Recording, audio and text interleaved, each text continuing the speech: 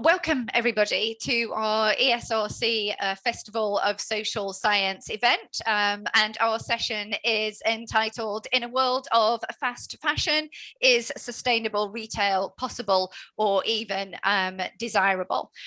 Firstly, I'd like to thank my fellow panel members for joining us today, and we're really looking forward to what hopefully will be a really lively debate around what we think is this particular topical issue. So the way in which our session is going to work is that I will give a brief sort of overview of our sort of thoughts around this session, and then I will turn to my panel members, and our panel members will introduce themselves, and as they do, they'll then speak for 2 minutes again on their thoughts on this particular topic. And then once we've done that, we've got a very quick poll to ask you a few questions about what you think about fast fashion and how you might be acting sustainably in your daily lives. And then predominantly what we're going to move to is a question and answer session. So you should be able to all see the chat function, and if you can type your questions in the chat function, then my colleague Inji is going to be helping to steer the questions, as she's waving everybody, and she will help steer the questions, and I will chair the session and will field our question to our panel members in turn. So as I say, welcome everybody to our event. We're really excited about this event, and the way in which we're really framing this event, particularly with COP26 this week. I'm sure everybody's been seeing the media and the kind of ideas that are currently being discussed in COP. That obviously, given the impact of climate change, there is a need for us as consumers and retailers to think about how we can work together in order to perhaps start to resolve some of these issues. However, with that, we kind of caveat that by saying, actually, we all have quite busy lives. We're all quite busy people. We're often working. We might have caring responsibilities. And sometimes actually being sustainable is kind of actually, it's really difficult. I'm not sure if anybody had seen the Earthshot Prize, which was launched a couple of weeks ago by Prince William, obviously dovetailing quite nicely with COP26. But when I was listening to the presentations, I thought what was particularly inspirational is that the focus was on solution. So sometimes what we see in the world of sustainability is a lot of negativity about what we have to do. Is you must stop doing this and you must stop doing that. And then I think as consumers, we're thinking, well, actually, I'm not sure how I can stop doing that, because, you know, I still do need to, you know, perhaps go and buy my school uniform for the children or whatever it might be. So that's where we are. We're trying to sort of navigate our way through these kind of thorny issues. So by way of my sort of 2 minutes and sort of how we arrived sort of at this session, as happens often at 6:15 in the morning, I'm kind of going to the back of the fridge to find out, hopefully there is something in there for the child's lunchbox and I can send them off to school. And I opened the fridge and I was actually just grateful that I found some elderly tomatoes lying around in the back, because that meant I could add them to her dinner, so she had a nice nutritious dinner. And I have to say, whether they were sustainable or not was not actually on my mind. And then they came home from school with the delightful news that they're having Children in Need Day and they have to dress up as if they're from the 1990s. I will reiterate, that is the 1990s, not the 1890s. As far as I'm concerned, the 1990s was about yesterday, but that's going to necessitate a visit to Primark to find some scrunchies, and I'll probably have to pick up some school tights at the same time. So as a consumer, am I feeling that I'm particularly sustainable? Well, I have to say, not at that time of the day. I don't think I was very sustainable.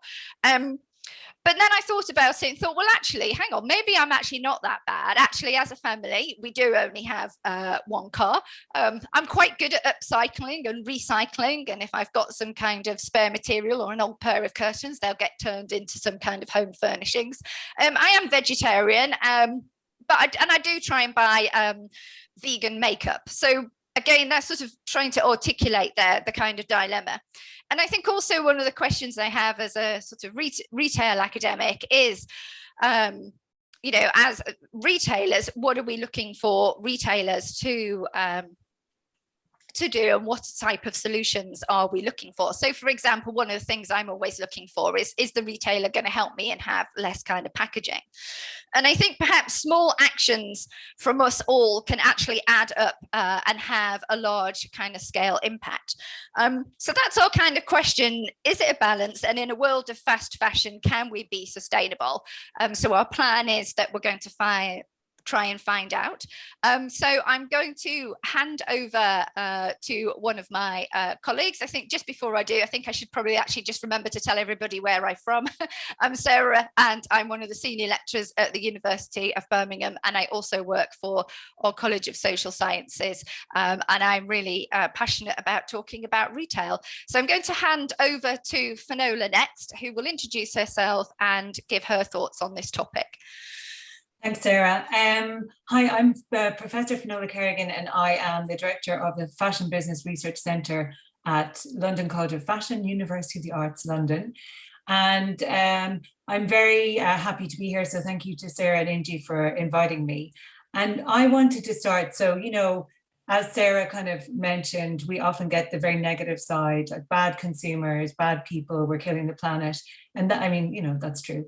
But we as marketing academics do know that telling people they're bad and telling their behaviors are bad doesn't mean that they change. And partly that's because, we tend to go, oh, it's too hard, I can't deal with it. But also partly is to do with the fact that there are systemic issues, and that we as individual consumers can only do a certain amount within a system that creates these situations. So I wanted to start by focusing a little bit on our pleasure centers and some of the more systemic reasons underlying the kind of consumption process that leads to sustainability issues. When I was thinking about this today, I always go back to this article I read in The Observer a long time ago, and I checked, and the date was 2004. And this was an interview with Damon Dash, the music producer and co-founder of Rockaware. And I was really horrified when I read this article, because Damon Dash talked about only wearing box fresh clothes, wearing nothing twice, not using a towel more than once, and always having a fresh t-shirt, a new pair of trainers. They had to be white. And so my point was, it's not just fast fashion that has been pushing over consumption. So fast fashion has made it possible for more consumers to pursue this desire of having new, having variety, having things that are clean. And this is a real status symbol. It is often to do with things like social class and demonstrating that you can be part of the fashion system, even if your resources are quite limited. So as a style leader, this idea that Damon Dash was talking about of box fresh had a significant impact on his followers and would filter out kind of beyond that. So across the board in retail, we hear that there's a need all the time to keep prices down for the consumer. I'm always really interested in the consumer, who this person is, like someone separate from us as other humans. And so this just gives the impression that this consumer, this is separate from the person on the street, the citizen, the employee involved in making decisions, distributing clothes, etc. And we've seen this in supermarkets where farmers produce milk at a loss. And this is apparently to satisfy consumer demand, where consumers apparently do not want to pay 10p more for a litre of milk. They would prefer to save that 10p than kind of do this. But I don't know if the consumers were ever specifically asked about that. So what we know from marketing is that competing on price is a choice. It's a business strategy. But there are other business strategies out there. And so I think that that's where we want to think about. We know that if the price is low, sales have to be high in order to make a profit. If the price is higher, the volume needs to be can be lower. So what about the consumer? Well, purchasing fast fashion is partly necessity. Going back to basic marketing principles, if you have low income, then that's your choice. You may not have a choice. You may, if you need clothes, you need to buy clothes that are cheap. So maybe our business models are problematic in that we don't allow consumers with lower incomes to be able to access higher quality clothes. We know that the problem is that fast equals cheap equals lower quality. The lifetime of the garment is lesser, it will need to be replaced earlier, and perhaps a higher quality garment. And we know, we've had engineering studies 15 years ago, 20 years ago, that have shown the environmental damage of the level of clothes that have been discarded. So what I want to think about is how we can still get pleasure and joy and self-expression through fashion without having these kind of damaging business models. And that comes back to the fact that retail needs money to come in, to pay workers, to kind of keep money circulating in the economy. And I think we need to rethink the way that money comes in and how we circulate that money. And I hope we'll talk about that a bit more as we go along. Thanks. Thank you very much, Finola. So I'm going to go to... Before you go, can I just say, somebody raised their hands while Finola was talking, but I'm not sure if in a webinar we can make people talk. So I would rather ask you to put your questions on the chat box, please, and I will guide those towards the related people. If you have chosen Finola, I will ask her to respond to that question. Sorry to interrupt. No, thank you very much for keeping an eye on that. So I'm going to go to Rebecca next. So hello everyone, thank you for having me here. I'm really excited to be on the panel. I'm here representing the consumer today. I am a content marketer, so I am both a consumer and a creator of content, and I'm going to consider the reasons why as a consumer I might have challenges in being sustainable in my purchasing. So I'm a young consumer. I would say I have three main challenges when I'm looking to be sustainable with my purchasing. I've got my time that I've got to consider, the location of which I can get these items from, and the cost, as was mentioned by Finola. My time, increasingly, I don't know, post-COVID, I don't know about you, I am not going shopping. I'm not choosing to go shopping for recreation as much as I used to. And that's both because of not having the time, the safety, and because there is now less option on the high street for me to do so. So I find myself increasingly moving to online, which has its challenges. And therefore, sometimes if I want goods quickly, I'm going to have to buy them in what I will see as an unsustainable way, be that ordering from Amazon for next day delivery, everything getting shipped really quickly, and me returning goods that I potentially didn't need to purchase in the first place, which, as we know, don't always go back into resale. Some of them will go into landfill. My second consideration would be location.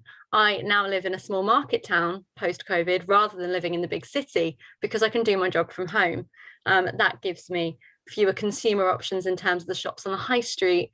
I don't have such long opening hours for the shops that I go to.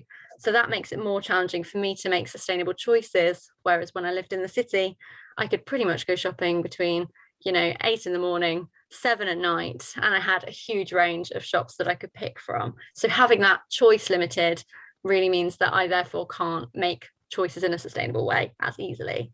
And then my cost, which has been mentioned before, as a consumer, the cost of living is increasing. And if I'm planning on purchasing things sustainably, often buying locally, buying in my home country can be more expensive.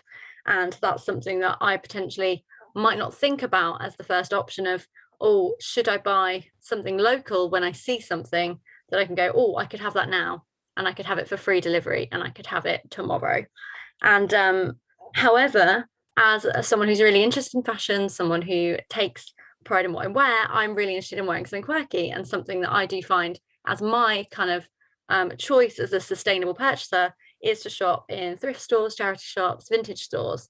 And I've been doing that for years, find that really, really good way to recycle clothing and find that a nice compromise. Also can buy some of my food locally, a good compromise. But one of the things I'm really interested in is shopping, that shopper decision for consumers, and the fact that we have to make it a conscious choice, because our habitual behavior is to go to, I'll order it on Amazon, I'll buy something quickly. And the brands I'm interested in are the brands that are trying to make it easy for consumers to keep to their habits, but they're actually shopping sustainably. There's an interesting brand that's just come online, fast fashion brand called Shop Cider, and they consider themselves a globally minded social first brand that are trying to work fast fashion on a zero inventory model. So everything is pre-order, but because they're fast fashion, the things get ordered so quickly that they're made quickly and they come to you quickly. And I'm really interested in how consumers can make those positive decisions to shop, but without having to make too many changes to those habits that they've already built, because habit change is a nightmare, I'm sure we all know. And so that's kind of my perspective from the consumer side of things. Thank you very much, Rebecca. So I'm going to go to Felix next.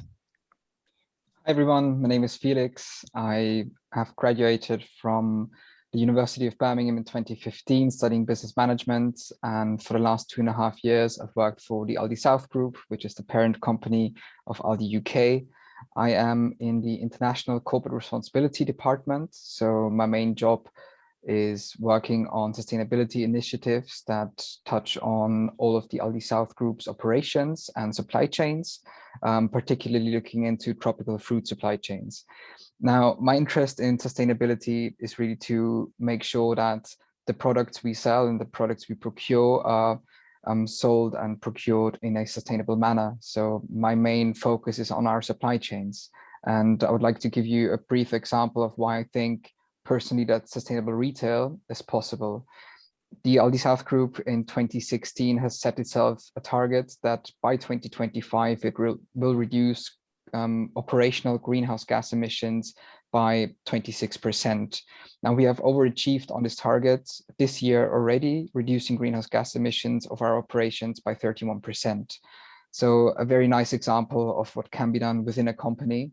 Now the next target is to actually get every one of our suppliers to sign up to what's called the Science Based Target Initiative. This is an initiative that focuses on ensuring that companies set themselves targets to ensure that within their operations, they keep within a 1.5% degree warming target. And this just limits me now to retail, but I'm also a consumer. So I try to consume as responsibly as possible. And I'm like yourselves faced with the same dilemmas every day when I go to consume. I try to eat not much meat, but as I told you already, I lived in Birmingham, so I had to fly in and out a couple of times a year if I wanted to see my parents. And that causes obviously emissions that can't be offset, and I can't do anything about that anymore. All I can do now is to focus on my future decisions and how I live my lifestyle every day. So I try to, I live in the city of Salzburg in beautiful Austria, where I don't own a car. So I do all my transport with public transport or with my bicycle. And I try to eat not much meat, so once a week. But then talking about fast fashion and how that relates to sustainability, well, all the blame can't be put on the consumers. There's definitely a lot we can do with our individual choices, but we have to be wary that also our corporations and the political system we operate in has to be held accountable for sustainable consumption. And so we have to ensure that there is a system in place, and echoing what Finola said already, to make sure that the system we create enables people to buy the products that they deserve, that are also sustainably produced. So keeping in mind the workers that produce them, but also the environment that they're produced in. And while we need to move away from a system that perpetuates competition, and especially price competition and growth, there is an upside to this as well, because there's recently been a study that found that if developing countries reduce their emissions by their consumption, by 95%, so that might sound like a lot, we can ensure that everyone in the whole world, so not just the developed world, but everyone around the globe can live by 1960s Switzerland standards. Now, 1960s Switzerland doesn't sound too bad, does it? So I believe that on the one hand, if we try to curb emissions as much as possible, and that is definitely possible, we can achieve that. But then on the other hand, we need the technologies and rapid advancement in renewables and other energy efficiency technologies to make sure that we as consumers can make the sustainable choices we want to make. So yeah, thank you. Thank you very much, Felix. So I'm going to go to Seljan next. Hello, everyone. It's really nice to be part of the panel. Thanks for the invitation. I work as a professor of marketing at EM Lyon Business School in Lyon, France, where I recently moved from Sweden. And my specialty is on digital experiences. Now, I'm going to be echoing some of the things that the other panelists have said, but still, I agree with the idea that we need better business models, because if the consumers are given the choices, then they are, according to research, they are there to make the right choices. However, sometimes we just forget that, the UN Sustainable Development Goal 12 is actually named Sustainable Production and Consumption. So if you just start putting all the blame on the consumption choices and letting alone, the thought that we are not really doing sufficient on the production and then tying it to the retailing, then we might be really missing the big picture. Actually, I've just wrote a case that covers this whole chain. In the past few years, there was this one fast fashion manufacturer, third tier or fourth tier supplier actually, that just went bankrupted like that. The owner of the factory just evaporated with all the cash and all the inventory was gone. And the workers were just left unpaid. And they started a big campaign saying that I made this product, but I didn't get paid. And the products that they manufactured were actually well-known fast fashion brands. And the consumers responded really in a very supportive way. It was tweeted with supportive messages, over more than 1 million. People were calling the brand to acknowledge the responsibility. So sustainability does not only come with the product choices, also the production processes, the whole business models, everything fits into the big picture. And I strongly believe that when consumers have the ecosystem where they can actually make these smart choices, they're ready to do that. I have been living in Sweden and I just moved to France, so I can also compare the difference in the systematic approach to the choices available. And I can say that it does make a huge difference. So, and we cannot expect people to just stop everything and start like drinking rainwater and all of that, life is going on. So we should be there creating business models and new possibilities that actually accommodate the smart, environmentally friendly and more sustainable choices. Thank you very much. And last but not least, I'm going to go to Inci next.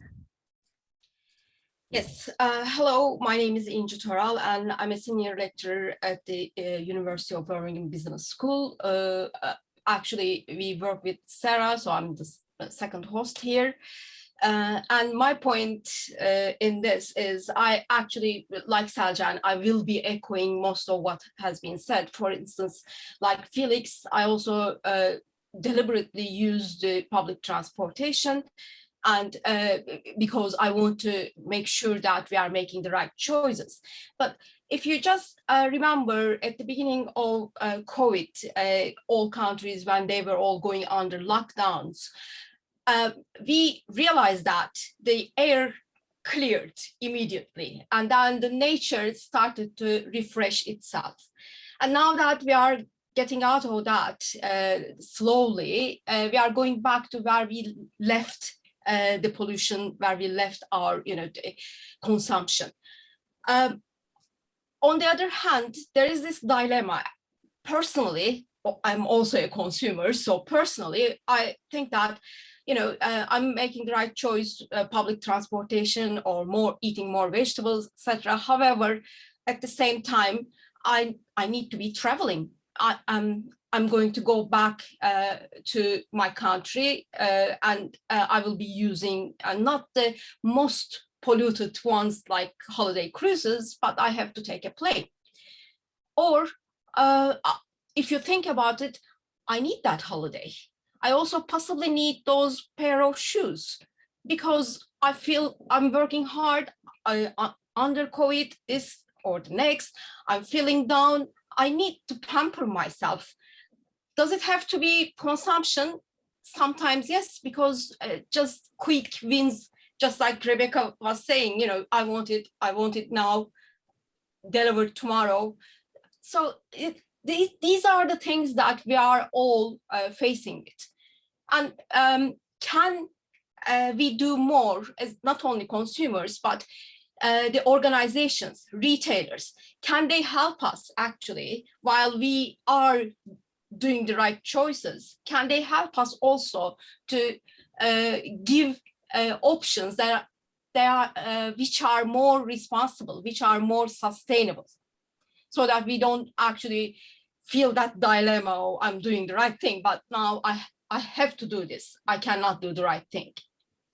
So this is my introduction. And I just want to say that I checked, and unfortunately, we cannot make you, the audience, join in the conversation by unmuting themselves. It is not a possibility. So you will need to put your questions into the chat box. Thank you.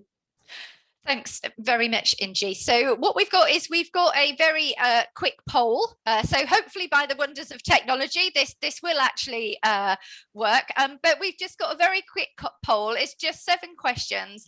And it's just asking you to just consider some of the sustainable choices that you might be making or might not be making. So I'm just going to launch that poll now. I'm hoping that everybody can see that. So what we'll do is I'll just leave the poll there for a couple of minutes to allow people to fill that in.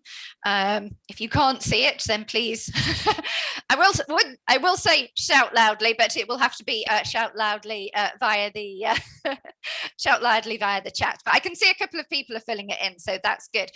So while you fill the poll in, once you've done that, if you would also like to pop your questions in the chat box, then we will start taking questions from people as well. But just to give you a little bit of time to start thinking of questions, hopefully if I just summarize what I think are the kind of key messages that we have from the panel, I think what we would say is that actually being a consumer is tricky, it's difficult, and we do live in modern times, so we do have access to obviously to things like Amazon, but actually what happens to the consumer, and particularly we can hear this in the media, is that the blame is often put on the consumer. So it's our fault because we went to Primark, or it's our fault because we went to or we ordered at Amazon. And actually what we need to do is we need to reframe that, and we need to shift that blame, and we need to think about how we can move positively forward. And I think Rebecca, you were saying that actually fundamentally as we emerge from the pandemic, actually the retail landscape has changed. So actually where we might be sustainable and we might walk to the shop and we might have a look around a department store and buy some clothes, that actually that option has now been taken away. So here in Birmingham, obviously we've had the loss of a couple of key brands. We've had John Lewis clothes in the city centre, which is a real loss, and of course Debenhams. So actually you might want to make that more sustainable choice, but actually you can't make that sustainable choice anymore. But as I say, we do live in the modern age. We do need to fly home to see family. We still want to, look presentable and have the latest fashions. And I think what we do need to do is we need to make corporations and the political system answerable to ourselves as consumers as well, that they need to be held to be accountable, and retailers need to make changes so that as consumers we can make some of those sustainable choices that fit in perhaps with the fact that we can only shop once a week or once every 2 weeks, but we can make a sustainable choice. So I can see that most people have filled in our poll, so thank you very much. So I can just sort of read the results. I feel like this is a bit like perhaps the Eurovision Song Contest or the election results, but read the results. So I would say the majority of people are making sustainable choices. And again, the majority, 67 versus 33, think that they are responsible consumers. Lots of people have changed their habits and going veggie once a week. That's a really big trend that we've seen in retail, a really massive trend, with a really big increase in plant-based products. And I think it's Tesco's that has a big advert out at the moment around their plant-based burgers. So about half and half, about half consumers have started buying secondhand clothes from various apps. Again, Vinted is in the media quite a lot at the moment as a way of making quite a sustainable choice and just selling on what you don't use. Lots of us do feel guilty. 85% of us are worrying about the impact of our shopping habits, but also recognizing that actually living a responsible life actually is quite expensive. And in our last question, do we think it's the world leaders' job to make sure that the planet is safe? I would say there's quite a strong consensus on that with 74% of people. So thank you very much for filling in our poll. And I think we are probably ready to start taking our questions. So Inji, do we have our first question? Yes, we do. And I can read it from here. This feels very rose-tinted. In this global climate where we are demanding drastic yet necessary action, what can we do beyond just our personal choices as a consumer to make a difference? Do you think we as consumers have the power ourselves to make the difference needed to meet the 1.15 degrees goal? I think that's a great question, Beth, and I think it is really difficult, isn't it? It's about trying to find that power. I can see that Finola is going to take that first, and then while Finola's speaking, Felix, if I could ask you to respond to Finola, it would be really helpful to have your thoughts from the retailer point of view. Yeah, I think that no way can individual consumers take responsibility. Absolutely no way, and it's a bit disappointing that we are where we are, because I was doing research on this 15, 20 years ago, and we saw companies like Marks and Spencer clearly recognizing that they had to take action. And back then we knew, all the research showed that when businesses acted and provided opportunities for consumers, then they could do something differently. So that was number one.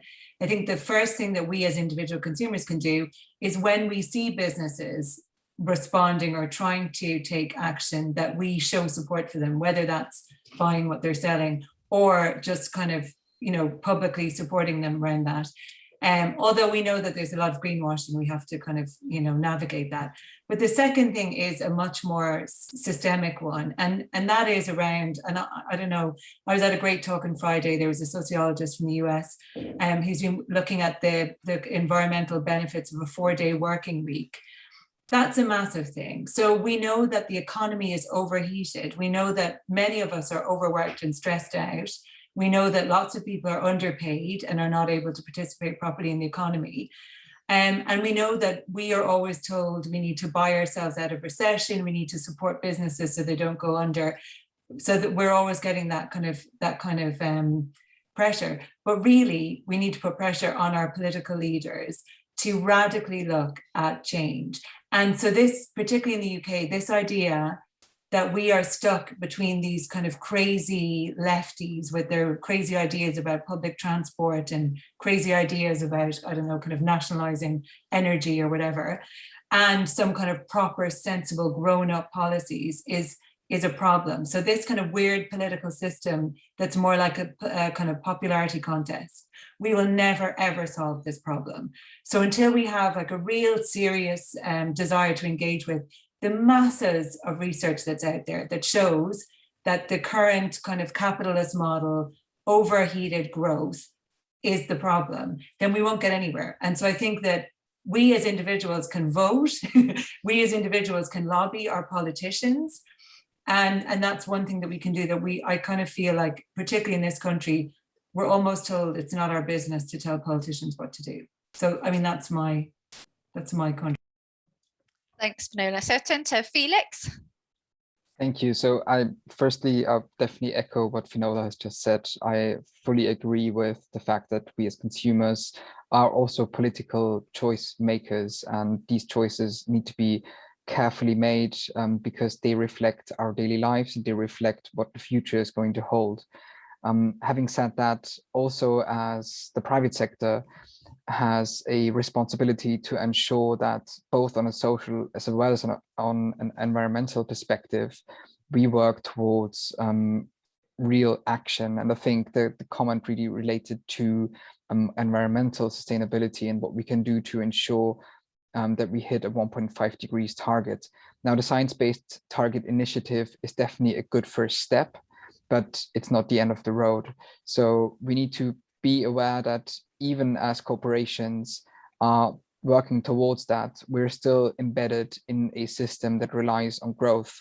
And I've pulled this number today where if we continue by a 3% GDP growth a year globally, then the global economy will grow 2 times by 2043. And if you then consider then 1% of GDP growth represents about 1%, a bit less, in greenhouse gas emissions, then that is a clear call to action. And as corporations, we can try to manage our own operations by adhering to standards that go beyond the legal minimums. But then again, this will put corporations at a competitive disadvantage over those corporations that don't go with that. So really, it is about the political system we are embedded in and we operate in, because the rules that are set have to be set for everyone.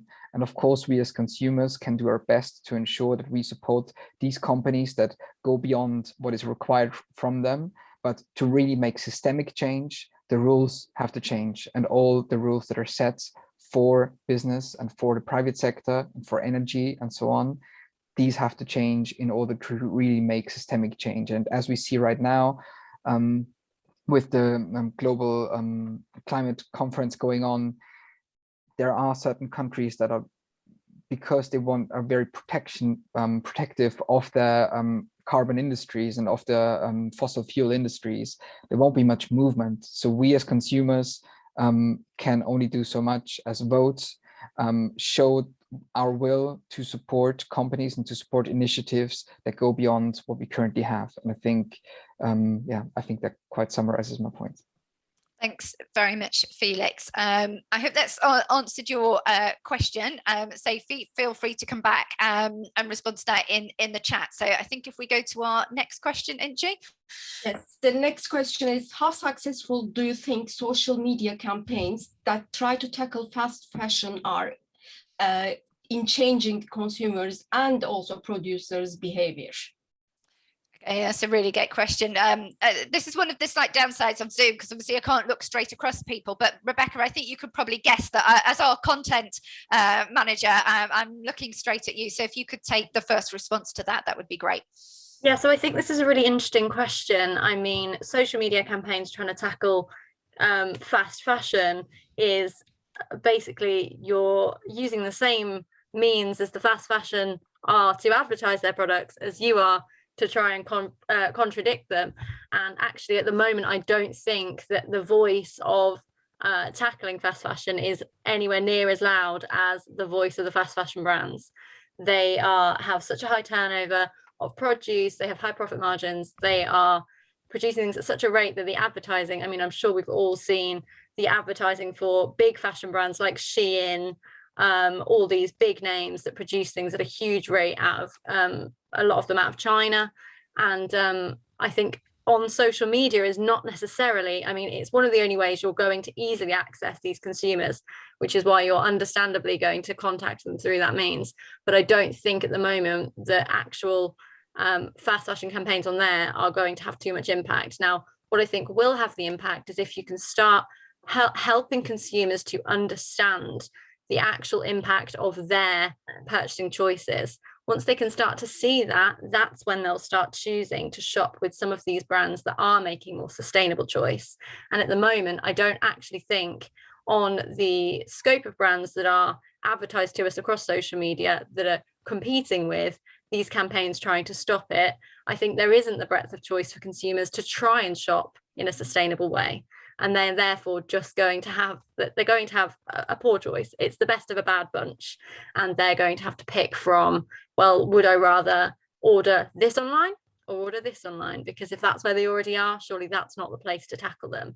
I think what would be useful is if you start tackling those consumers that have made the decision to go to the shops.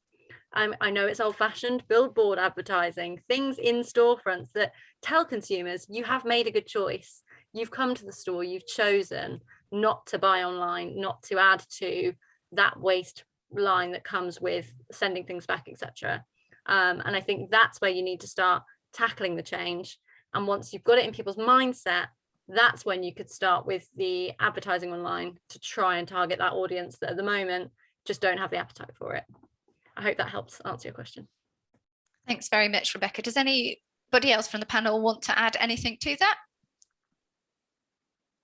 No, that's great. Thank you very, very much. It is really difficult, isn't it? I mean, I think that's part of our kind of challenge, you know, as consumers. Actually, sometimes it's not a case of I don't want to shop sustainably, but actually, you know, where is that choice for me to be able to? Yeah, Finola?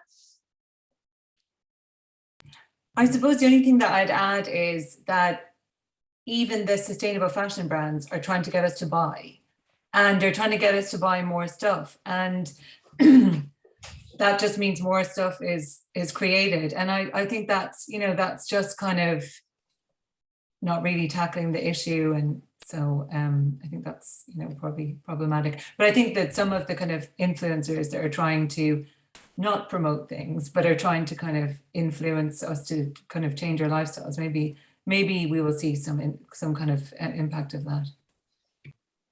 Yeah, it is really difficult, isn't it? Because again, it comes back to that kind of capitalist kind of perpetuation of the same system, and we're actually just doing something slightly different. And what we're doing is we're tweaking around the edges rather than making kind of a really fundamental change.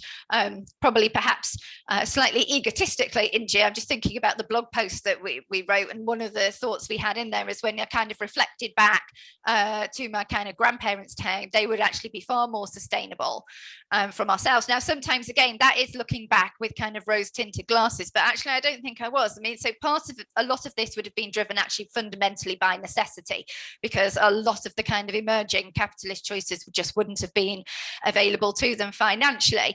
But there was a kind of real kind of undercurrent of whatever can be saved and reused will be reused. So, you know, real basics such as saving up the ends of soap and reusing them, whereas today we use things like liquid soap, which means we then discard plastic. Things like sheets, bed sheets for adults would be turned into bed sheets for baby, because obviously they could be a lot smaller, so when they had holes in them you could kind of make them a lot smaller. But what would we do today? Actually, what we would do today is I don't think many people would think of that as an option. Actually, what the option would be is to go and buy new sheets for baby, and they would always know how to, you know, use up an elderly carrot at the back of the fridge, which we know from the Friends of the Earth research that they've done, that actually the average family is throwing away about £470 worth of food waste per year. Now, for two reasons, that's problematic. The first one, that's a lot of money that we are literally wasting, but also the energy that's gone into those products to be manufactured, to be packaged, obviously bought, transported, and put in the fridge. So I think sometimes, you know, we can look at how we can perhaps look to the past and have some better habits. I think, Inchi, we better go to the next question. Actually, these questions, I have a few questions now, are linking the discussion very well. For instance, the first one is about Vinted. While Vinted feels like an excuse, giving people the hope that they can sell on their fast fashion choices and ease their conscience, why would society want to buy secondhand cheap clothes in the volume that they are being discarded? I will connect the second question to this one because they are actually well connected. The second one is also talking about secondhand clothes, and Rebecca mentioned at the opening buying secondhand and thrifting as a more affordable, ethical fashion choice. But the question is, these second-hand clothes were a lower class activity in the past, and now it is becoming a more of the higher, richer people's hobby, and for that reason, possibly that the prices will be going up. And then the question is it still going to be sustainable? So I think these are all very connected to each other, if we can answer these. And then I have a question from America, and I have a question directly to Selcan as well, if they are coming. There's a lot to unpack there.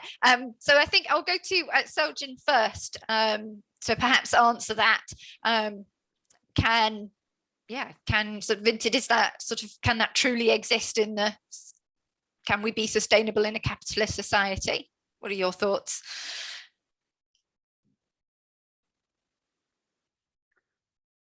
So I couldn't catch that. Or you were going to direct one question to me, but is this the last one that you read is for me as well? There's another one coming for you. Okay. There's more on the way. There is more on the way. This is about the second-hand clothing. Is it, buying second-hand, is it still sustainable? Why should people, I mean, it is actually helping people to ease their conscience while using fast fashion, changing clothes every day and then selling them. Oh, I'm good because I have done the right thing. Is it a really sustainable model? And other question, which is also connected to this, is because using second-hand clothes was a lower class activity in the past, but because it is so popular now, the prices are going up. So do we still think that it is a sustainable activity when prices are going up? And response. Okay. So, I mean, according to past research, fast fashion is the second most polluting industry, right? Because of the landfills of clothing, thrown away clothing, either in good condition or in used condition. So it's obvious that, we have an excess in the way that we are producing the fast fashion, perhaps. But then there's also the idea of recirculating it, as you suggested, as a second hand. But I think what we need to be thinking here is also about the fashion trends that are coming and going. That's where the fast fashion first originated from, right? Before that, we had the classical styles. You bought that item and then you were supposed to use that for years and years, and then the industry changed. And then the consumer was actually given the choice of the fast fashion. Like the collections had a more limited time horizon as they have been introduced. And, if you didn't buy the thing that you saw on the shelf the next time that you went to the store, actually, it was a different collection that was being on the display. So I think the business model here is also the question in terms of trying to sustain through the promotion of the second hands. So maybe I think it's maybe not about recirculating this in the cycle economy, the second hand, third hand, or whatsoever, but also understanding how the fashion itself has actually ended up here. Maybe Fiona can answer this one. And then is there a way out of where it had cornered itself now to make it more sustainable in the sense it still remains as fast, but also fashionable? Does it make sense to you? Yeah, Finola, did you want to respond to that? And then I'll come to Rebecca, seeing as part of the question was posed to you as well. Yeah, I think that there is that thing that I guess the difference between fashion and style, this has always been this kind of tension. And so the idea is if you've got style, you don't have to keep up with fashion. And I think one thing that I have recognized is that some of the companies that are moving into this space, I'm very suspicious of them. So when we see big tech moving into spaces where we have business models, I always think, okay, so you're now going to try and float your business on the stock market and, exit and whatever, be a high growth company. And that is not compatible necessarily with sustainable goals, right? So as Sarah was saying, and as Sarah and Indy wrote in their blog post, I don't think we should be afraid to say that we need to go back to the future. So we have these business models, like we have people buying secondhand clothes, and there is some really nice research at the moment about like maybe people who fear things that are being touched or owned by somebody else, and they maybe don't want secondhand clothes. But the other thing we don't talk about that much is what some scholars have talked about as the unruly body. If you have an unruly body, so a body that doesn't behave, like kind of obey societal conventions, the secondhand clothing market as it stands isn't ideal for you, because it's really, really hard work to find things. There's not the kind of choice out there. So I think that we have to be careful with all of these kind of tech kind of solutions that are about circulating clothing. When we have charity shops, we have swap meets, we have kind of systems of, you know, clothing banks and whatever, where we can circulate clothes. That's one thing. And I think the second thing is around kind of, I don't know, I guess that thing of like empowering people to have style and to feel confident in their choice and to have pleasure and fun from dressing, without having to feel like the only way this can come is having new things all the time and having this kind of novelty. Thanks, Finola. Rebecca? Yeah, so I think the only thing I'd really have to add to this comment would more be on the sustainable fashion market longer term. So how I like to buy from charity shops now, a lot of the items I'm buying, I take home and my mum goes, oh, we had things like that in the 80s. I'll look at the brand. It was a brand from the 80s or the 90s when I was younger. And the clothes are lasting. The clothes are well made. They're well constructed garments. Some of them I buy them and they've been altered by previous owners, and I'll tailor them myself on the sewing machine. And because I really like doing that, even though I think sewing itself is a craft that has fallen to the wayside with young people these days. And I think the fast fashion brands we've got at the moment, not only are they fast, but a lot of them are lower quality. They are poorer quality garments. They've been constructed in poor ways. If you try and take these clothes apart, they will rip to shreds. They'll fall apart. They've not been designed to last. And so as we go into 10, 20 years in the future, trying to buy secondhand clothes is going to become more expensive. A garment that had a 40-year life might not be around in 20 years' time. And therefore, the garments that are now 20 years old at that point have perspired. They've had to go in the bin because they've not made them in a way that they will last. And that is an onus on the companies themselves, who need to be producing garments at a good quality for them to be able to even sustain this secondhand market. And whether we're buying them from charity shops or vintage stores, I think what we're actually seeing is that the more expensive side of thrifting and vintage is that people have found garments that genuinely are 10 years old, 20 years old, and they know that people will see a longer term value in those items and therefore will pay the higher price. And I'll go down to my local charity shop and find a piece from Boohoo for £6 that was probably bought for £9 a year ago, but next year it might end up in the bin. And I think that's the limiting factor we're going to see going forward with kind of thrifting and charity shops. Thanks, Rebecca. Yeah, I think that's a really good point, isn't it, around the longevity, and that actually, again, it's that back to the future, Finola, as you were saying. Actually, if we look to clothes from the past, actually, they were better made. So they were designed to be inherently sustainable, and that they'd have longevity. I think it's an interesting point that you made about sewing and sort of, I suppose, what I would call kind of crafting, which is starting to make a bit of a resurgence, isn't it? That is something that's starting to be, in inverted commas, sort of on trend. So there is sort of quite a rise of sort of like sewing shops, and certainly in the pandemic I think there was a big increase in kind of sewing machines as people needed something to kind of do with their time. So I think that might be an interesting trend to sort of observe and perhaps think about, you know, how that might change our approach to fashion, perhaps as more people kind of have the sort of, you know, the capabilities to be able to have a go and kind of tailor something to themselves. Inji, you have our next question, which I think is a specific question for Selcan. Yes. But before that, we will continue about this sewing and you know, the resurgence of it, because there's a question about that as well.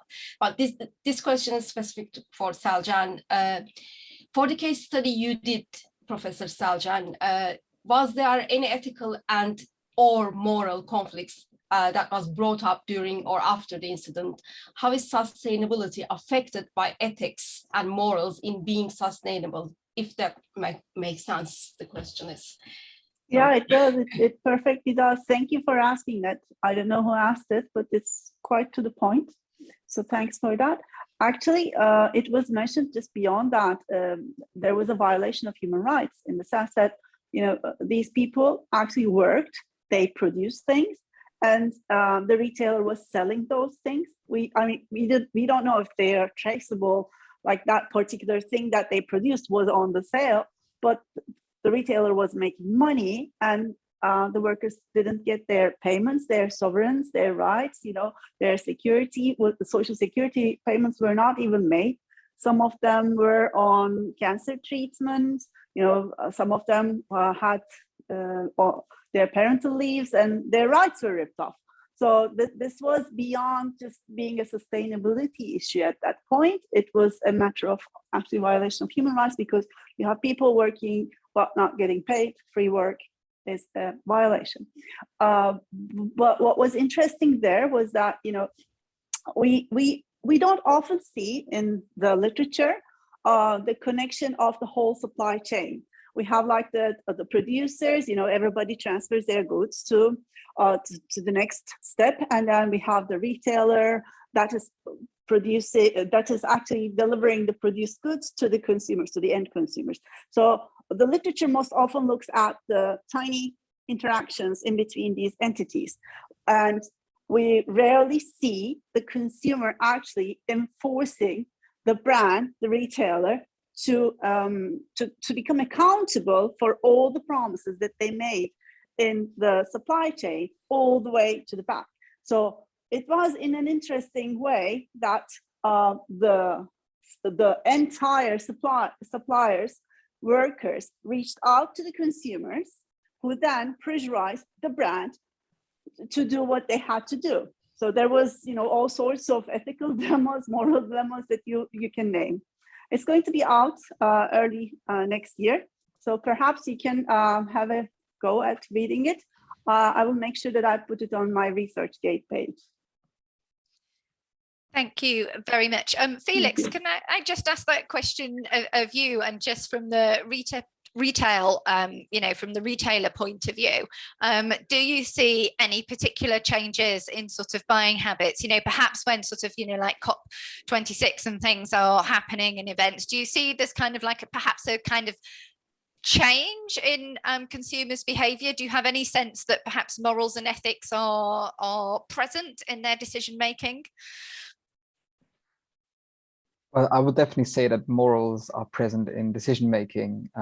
What I struggle with observing is a fundamental change in behavior to consume. I mean, I work for a food retailer, and I can just say on the side of food, so I can't speak much about fashion, apologies for that, but on the food side of things, we are still faced with consumers going for the cheapest product. So I work especially on bananas, and they're a product of fierce price competition. And the reason for this competition is that producers demand these low prices. It's not necessarily a demand that you would get messages thrown at you saying, oh, we need this 1 cent cheaper. But it's more the fact that if a competitor offers it for, say, 10 pence cheaper, then this will create more influx of consumers to a certain retailer.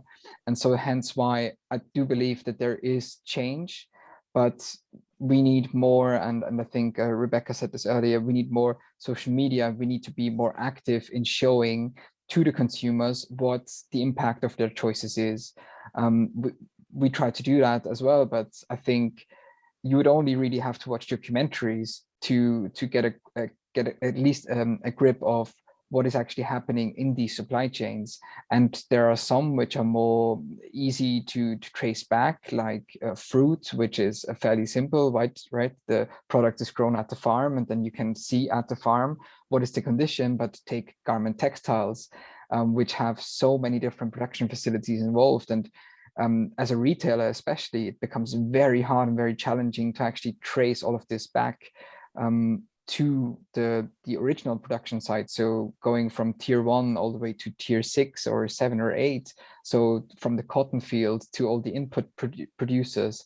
And so hence why I think I'm drifting off a bit from the consumer choices, but it's still a matter of how, as retailers, we can then tackle this issue. And I think the priority is to set a strategy that really allows consumers to have sustainable goods at affordable prices. And what that means is still up for debate, but you can work with sustainability standards or certification schemes like Fairtrade or like Rainforest Alliance, which set the first step. But you have to go beyond these kind of mechanisms, beyond these audits, to make sure that at origin, at source, you have a sustainable product. And only then, and only by offering these products at competitive prices, you will really create these kinds of changes you want to see. So unless there's competition about these products, it's hard for consumers to change their behaviors, because they don't really know what kind of system, often don't know what kind of system they're supporting with their choices. Thanks very much. Inji, so we go to our next question. Yes, this is coming from Los Angeles. And in Los Angeles, they have local factories where Americans sew and make clothes. An example is Los Angeles Apparel. So the question is locally made clothing better for the environment? Again, that's a great question. Finola, would you like to answer that one? Yeah, I think the simple answer is yes, right? And I think that what we saw during the pandemic was supply chains were disrupted. We realized where things were moving around from.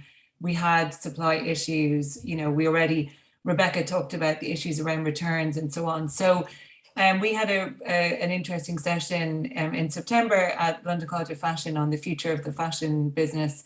And one of our speakers has, 50 years in the fashion industry. And he was talking about this idea of kind of reshoring manufacturing and clothing in the UK, that's one thing. But we can't be someone has said about rose tinted. We can't be rose tinted, because we do know during the pandemic, we saw that, and this kind of links to, I think it's Eleanor's point about workers' conditions. We saw horrendous working conditions for garment workers, both in the UK and Leicester, and that's garment workers who were not being paid anything near the level they should have been paid. They were having to overwork, and they also had high instances of contracting COVID because of the working conditions that they were put in. Now, they were working for fast fashion companies in the UK. And we know that one of the things in fast fashion is the kind of closeness of the manufacturing to the design kind of process and the consumer. So that those supply chains aren't hugely dispersed necessarily. But the other thing, and I've been a bit down on technology so far, so I'm going to be nice to tech companies now. I mean, the other thing that is quite interesting is looking at body scanning technology, and technology where, and I think Rebecca was talking about the kind of production on demand kind of model, where you can have kind of more accurate pattern making using kind of 3D scanning technology, and you can have those kind of locally produced on demand. Waste is reduced because you don't necessarily have the returns you would have. You don't have surplus stock being created. So I think there is this kind of hyper local supply chain that we need to kind of be taking more seriously. And I think that, Felix, that I think that people know how bad these things are, and I think they shut off. So I think you're right that we need to tell them like a bit more. But I think also we do know, we all know human beings. I know many human beings, not all of them are that nice. So we actually need to work on business models that cater for people who actually care and want to do something, but equally that people who don't know anything about the issues, that they will be forced to change their consumption patterns, I think, because otherwise it's just a group of kind of quite nice, kind of well-meaning people who are going to shift, but there's a huge group who will just keep doing the same old practices. So I think it is right, you are right, that the kind of retailers and producers have a massive role. Thanks very much. So what I would ask is, if we've got more questions, if you can get those into the chat, so that we can make sure that we do answer everybody's questions, because we don't want to leave anybody with any unanswered questions. And we have got some more remaining questions, so we are going to answer those. But I would just ask, if you've got more questions, if you can get those into the chat. So Inji, let's take our next question. Yes, I'm trying to follow an order. So this one is, there has been a lot of talk about the boycotts on luxury fashion and waste. For example, Louis Vuitton boycott during Paris Fashion Week. Also, there have also been discussions about how Chanel chooses their products. Sorry, it is the fireworks going on here, if you're hearing any bangs. And how they burn their products, and rather than doing any promotion, selling them basically. Do you think these boycotts and bad publicity will influence the companies to change anything, or maybe they don't care? As the loyal consumers of these brands, more affluent consumers perhaps don't care that much about sustainability. What do you think? Is it true? Seljin, would you like to respond to that one first? Yeah, since I'm living in France, right? You take ownership of that. Okay, I didn't go to the Paris Fashion Show to begin with, I wasn't there.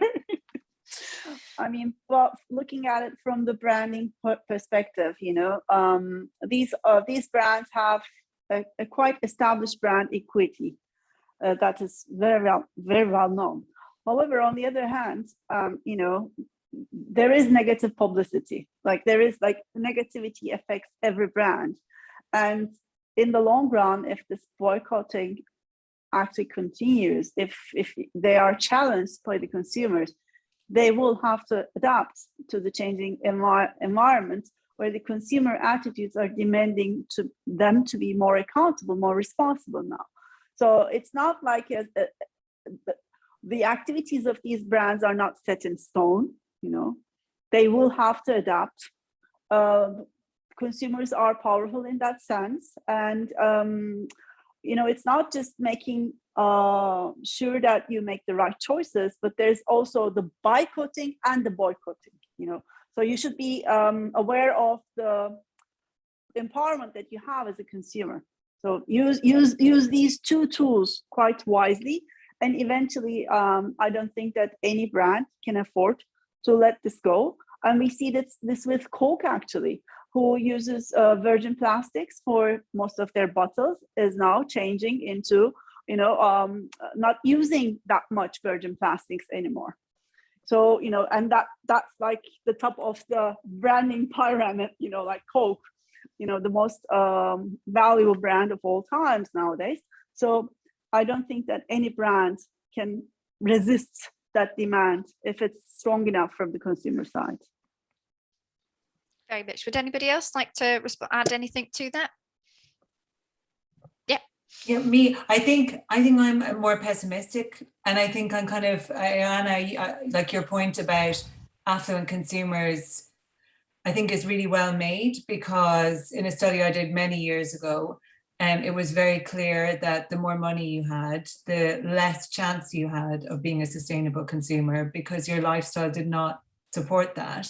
And the less money you had, you just by default had a very low impact lifestyle. So I think that we have to really acknowledge that up front, that certain groups are creating bigger problems and should be stepping up faster. So I would say it's kind of a bit more on brands like Chanel, if they feel like they want to take a stand. So the other thing that we have is, yes, so we know that to protect their brand, they need scarcity, and they don't want their goods circulating and, having kind of massive sales or whatever. But we also know there's massive research, and some of my colleagues at London College of Fashion are involved in that kind of research, looking at new sustainable materials that can be used, looking at better production practices. So, these brands need to decide where they want to be and which side of the kind of argument they want to be on, and which area they might want to address, because not everyone can address everything. But I would say it comes back to these companies. Who are you in the world? What's your role? Thanks very much, Finola. Inji, do we have oh, sorry, Felix. Yes, if that's possible, I would just like to add please do so. that from our experience, public pressure is an enormous driver of our sustainability work, but not in the sense that a consumer complaint will necessarily do much, so much so as NGOs will really apply pressure, and positive pressure. I mean, from a sustainability department perspective, it is positive pressure, and it is much needed in order to raise the bar in terms of sustainability and more sustainable business models. I would definitely agree, and to every consumer, I would definitely say support these NGOs that you believe are doing good and are putting pressure on companies misbehaving and on companies who are perhaps not at the right place yet. So that would be just my message that I wanted to share. Thanks very much, Felix. So if we will go to what I think will possibly be our last couple of questions. Inji, do you have another question? Yes, but before that, I just want to add to that final point as well. In the last 2 years, and I'm specifically referring to the last 2 years during COVID, when everything was locked down, no high street shops were open except essential shopping. Some habits started to change, because you can buy your clothes from Amazon, for instance. Okay, and unfortunately, they are not that much branded. I'm not talking about the luxury brands, but more like high street brands. So people realize actually that they can buy unbranded goods, which are not too bad, and they do the job as well. So there is a shift in the millennials, because they are more conscious about sustainability issues. There is a shift. They haven't departed from the brands yet totally, but there is a, their minds are a bit confused at the moment, because they are seeing that sometimes non-branded goods are not that bad. But I have to highlight that that doesn't mean that buying things from Amazon is always sustainable.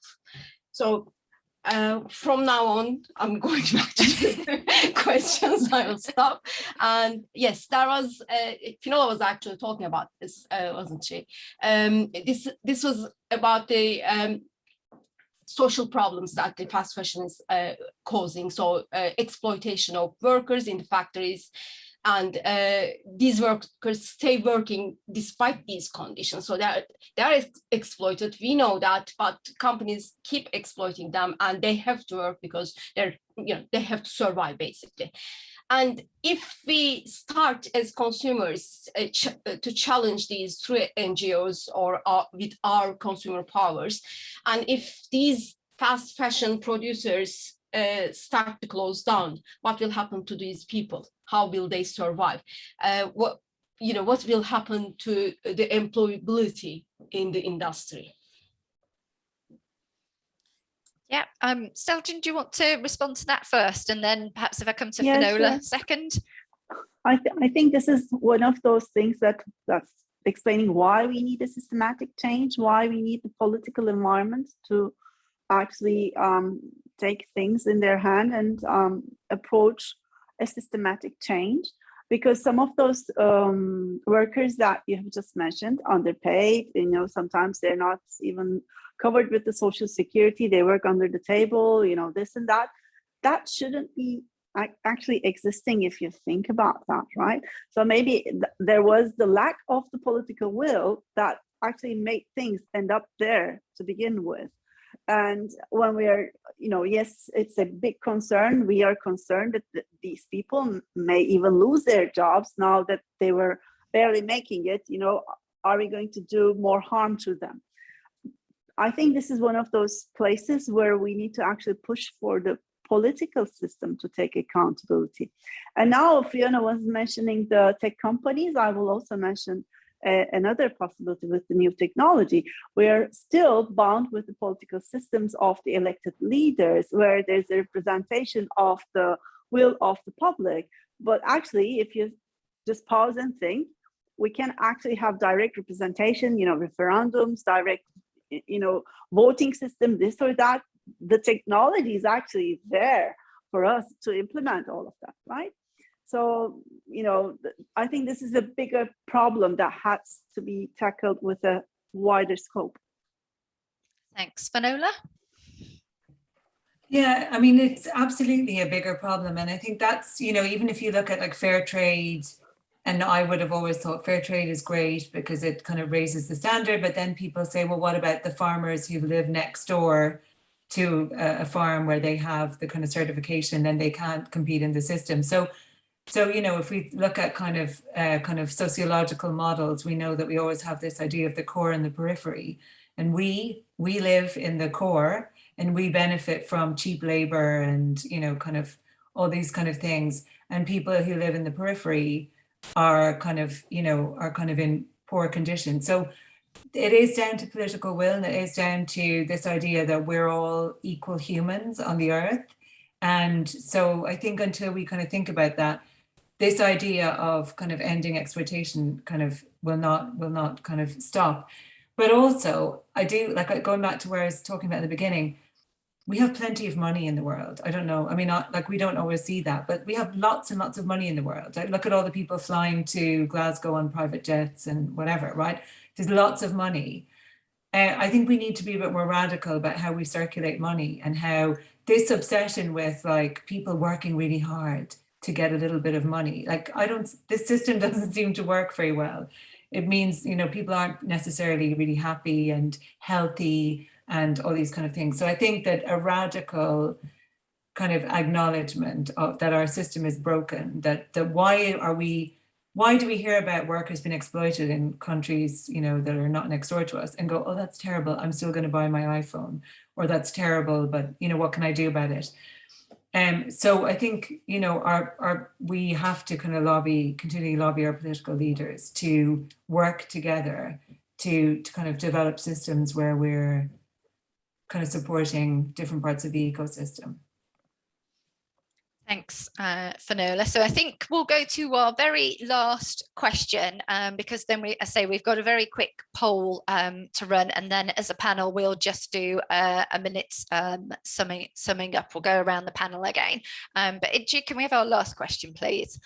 I want to add to Finola's point first. Yeah, Felix said at the very beginning, if 95% emissions are reduced in the developing countries, but it always strikes me that why do those developing countries create that? Because developed countries demand it. We are the consumers, they are producing it. So it needs to be a radical change. It needs to be everybody's job, not only that part of the world, this part of the world. Okay, that was my point. And the final question, I'm curious to know your thoughts on the affordability of secondhand and thrifting. Could this cause excess purchase to the point of owning too much and then ultimately throwing away into landfill, defeating the whole purpose of sustainability? That's a great question. Rebecca, do you want to answer that first? Yeah, absolutely. So I think the one thing that we're considering with the concept of thrifting and secondhand shopping is that the majority of people who frequently thrift and secondhand shop believe in the concept of thrifting and secondhand shopping, and those garments are inherently more likely to make their way back into the system. I think, yes, there is definitely the risk that if we start encouraging people to buy like they buy fast fashion from charity shops, that is going to cause a similar issue. However, I think it was Sarah that mentioned earlier the inclusivity of charity shops is so much more limited. It is a more challenging shop. You go in, you hope there's something in your size, you hope there's something in the style that you like, and that's part of the enjoyment for a lot of people, is that they go and find what they see as a bit of a gem, something that no one else has, that they've managed to get at a good price. But obviously that isn't inclusive for everyone, and it is going to lead to the fact that people find it more difficult to own that many extra clothes. Of course, if people go and just buy in bulk at a charity shop hoping it'll fit, that's when you're going to have the problems. But I think, again, this goes back to the concept of sustainability needs to be a mindset, and people need to go into it, as was being mentioned. You've got your bedsheet and it's got a hole in and it becomes baby's bedsheet. You've got your item of clothing that you've loved, that you found in a charity shop, and you think, what can I do to upcycle this? can I use it again? Fabrics do have a limited life. Things will eventually have to be thrown away. There's no denying that we can't, as consumers, use absolutely everything for the rest of time. Of course, we have now got some products that are made of plastics and will last a very long time. But again, there are ways that we can get around that. Things don't have to go directly into landfill. There's lots of recycling plants these days. I know that brands such as H&M will recycle clothing. Primark, you can take clothing in to be recycled, and they have recycled clothing ranges. So it's not that people have to buy their charity shop finds and then dispose of them when they're done. They could hopefully be recycled into new garments, and I think that needs to be the way people go. And there's garment donation bins all over the place, including in these retail stores now. So hopefully that would be the way to make it more sustainable. Thanks ever so much, Rebecca. I think that's a really great note to end on. I would say I was just thinking about this kind of concept of vintage, and I was thinking I have a top in my wardrobe that's 33 years old, so I'm actually pleased it's no longer old, but actually it's vintage. So that's making me feel actually really happy. And kudos to the brand that made that, isn't it? That it's still going and is still pretty wearable after all that time. So I've just launched the second poll that just asks two kind of key questions, and while you answer that, I'm just going to go around the panel and you have about 30 seconds to have your very final thoughts on the topic. So in a world of fast fashion, is sustainable retail possible or desirable? I'm going to go to Felix first. You're first on my screen. Should I start already? You can go. Okay. So final thoughts. Yes, I do believe it's definitely possible. We need to make radical change and we need to act quickly, but we still can make these choices. We still can make these changes to ensure that we can live in a world where we can still have consumption, but it is designed in a more sustainable manner, and it is in line with our notion of sustainable development, which means living in a way that ensures a better life for future generations. Thanks very much, Felix. I just say I need to apologise for the noise as well, Ingy. I think the fireworks have moved over to me now, so I'm apologising for any noise that's coming from my screen. I go to Finola next. Yeah, I think it is possible if there's a radical rethink in what retail is for and how money is circulated in retail, and that it's also moving away from the assumption that the consumer only demands cheap, but thinking about long-term value and creativity for the consumer and pleasure and joy other than through variety. Thanks, Finola. Go to Rebecca. So yeah, I think that consumers need to understand that it will take cognitive effort, it will take focus to break the habits that we're already in and set in. What the focus will need to be is on compromise, finding those brands that still sustain your needs to pamper yourself, to buy things when you wish to, but the stands that are making those positive choices for us. If the brand is already doing the sustainable way, then we can choose to shop with them and still shop in a way that makes us feel fulfilled. Thanks very much. Go to Saljin. My short answer is yes, it is possible. And I think we should start also thinking in compartments like developing countries, developed countries, consumers, producers. You know, we are like, we have different hats and we all live in the same globe. We share the same world, same planet. So unless we all systematically approach this, it's not going to be solved. You know, we will be just throwing the hot potato from one to another one. So I think, yes, if we have everybody chipping in and doing a bit of what they can contribute to the final act. Thanks. Ingy? I think it's not possible or not possible. It is compulsory. And I'm a person who is very optimistic. So I think we can change things and we have to change things. If we want to save this planet, we have to do this. And I believe in people. Sometimes I get upset like everyone else, but also I see very good activities. So I believe in people, their power, and we can do this.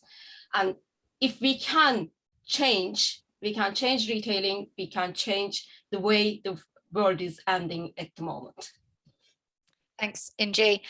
So from our poll, so we asked the question, did anybody learn anything new today about sustainable, responsible consumption? I'm pleased to say that 93% of people did. So thank you very much, panel. And will you make changes to your already sustainable consumption habits? And again, 70% of people have said yes to that. So I'm just going to draw our session to a close. Now, what I would like to say is thank you, audience, for your fantastic questions and your fantastic debate. It was just what we were hoping for when we put on the session, that we would have such lively debate. I'd also very much like to thank the panel for their time this evening and giving up their time to come to our session. Again, I think the debate has been fantastic. So I think in answer to our question that we posed, in a world of fast fashion, is sustainable retail possible or desirable? And with Inchi, I want to be positive. I think the pandemic has shown us that when we come together, we can achieve remarkable things. If we just think about the fact that, this time last year, vaccines were kind of possibly on the horizons, but nobody was certain. And look how far we've moved in 12 months. And I think if we apply the same motivational mindset to climate change, that yes, we can come together, and actually small changes that we make as consumers can be very powerful. But we need to demand change. And I think, Seljan, as we said, as consumers, we have choices. So let's use those choices wisely so that we do demand change, and that perhaps when we run this session, hopefully in another year's time, and we need to say thank you to the ESRC for hosting our event, but if we rerun this in a year's time, let's hope that we can see positive change. Thank you all very much for your attendance, and I hope you all have a pleasant evening or a pleasant day, depending on where you are in the world.